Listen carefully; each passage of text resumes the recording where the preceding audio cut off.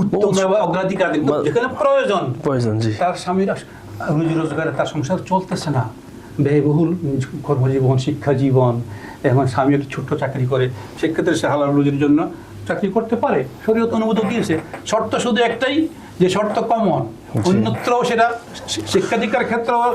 পর্দা শালীনতা রক্ষা করে সে চলবে, চাকরি করতে গেলে সেও সেখানেও সে যথাসাধ্য শরী পর্দা পালন করবে।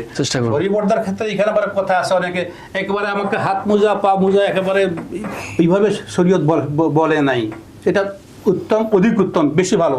হ্যাঁ, শালীনতা আজকাল আপনারা লক্ষ্য করবেন যে মাস্কের যে প্রচলন হয়েছে 21 সালের কোভিডের পর থেকে, আল্লাহ পাকের কি মেহেরবানি, একটা মেয়ে যদি ওড়না পরে তার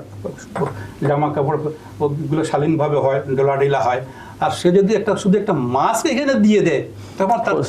চেহারা দেখা যায় না, ওই অনেকটা পর্দা হয়ে যায়। হ্যাঁ, তারপরে আর বোরকা, হাত মোজা, পাওয়ার মধ্যে সেগুলো নুরুন আলা নূর, ভালোর চেয়ে ভালো, বেশি ভালো, কিন্তু ন্যূনতম তাকে শালীনতা রক্ষা করে হালাল রুজি করতে পারবে।